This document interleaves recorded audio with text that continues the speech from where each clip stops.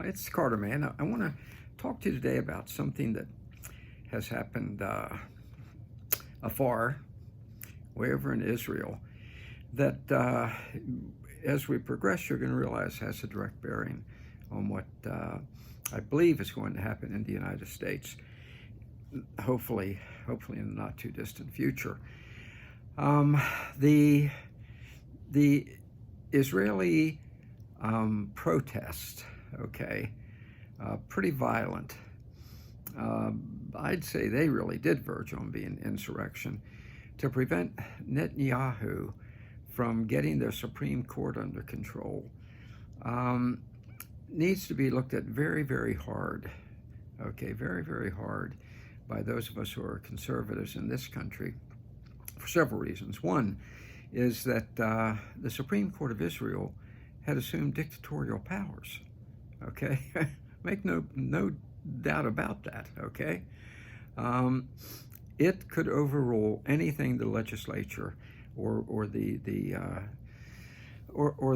prime minister did in Israel, and so Netanyahu says it simply can't continue.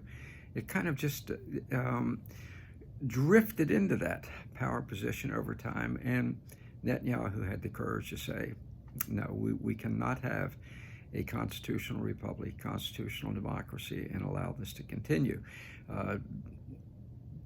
Damn near cost him his life to fight it, but thank God he prevailed. Now, you say, well, what does that have to do with the U.S.? Well, two things. One, make no mistake about it, the massive protests in Israel were not just spontaneous. Some were, but the size, scale, and size of them, you saw there yet another CIA color revolution. Make no mistake about it, and you're going to find that out in the months and maybe years to come, that our CIA was there to stir up that unrest and make it as violent as possible, because that's what they do. They do it all over the world, okay? The Maidan coup in Ukraine, that really is what triggered the entire tragic war there, was a CIA color revolution to install an American puppet, and eventually the rat-faced little grifter Zelensky. So that's what the CIA does, and that's what they did there. That's the first point. The second point is that we are going to face a crisis in this country, I hope sooner rather than later, to get our Supreme Court under control, okay? Similar to what Netanyahu had to do in Israel. Think for a second about what the Roberts Court did, if you will, during the government's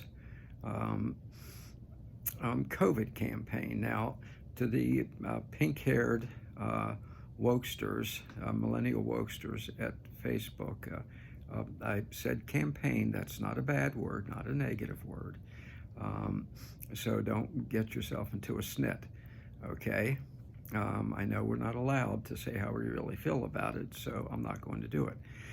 But what the Roberts Court did was to declare that the government, the federal government and the state governments, as a matter of fact, had a compelling interest, those were the words, compelling interest in totally overriding the Constitution in order to get the plague under control, okay?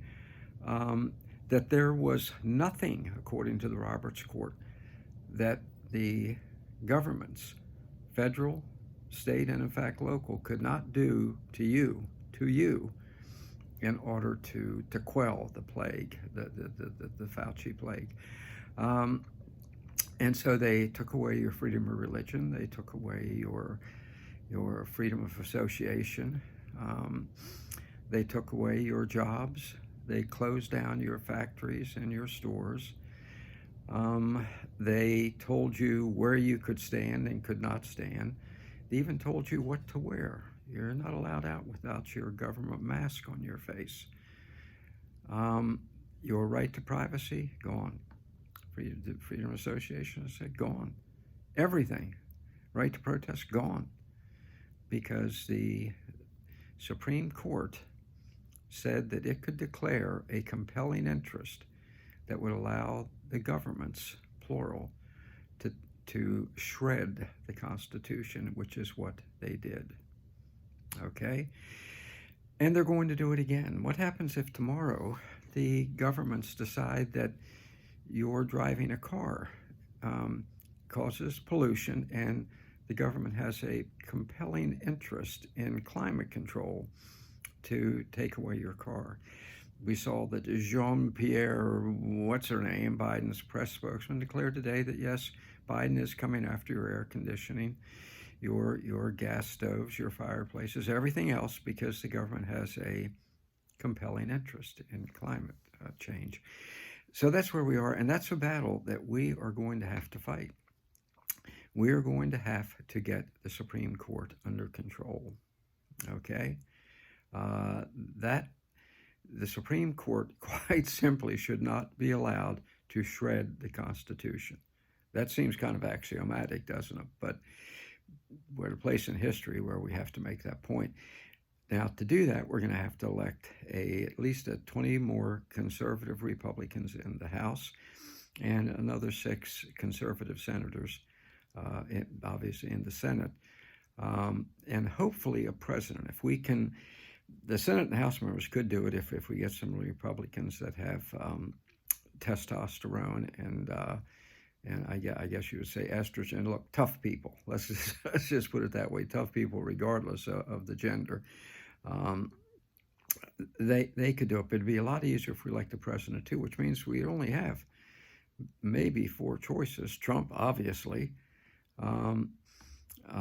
Vivek, I think, he strikes me as pretty tough.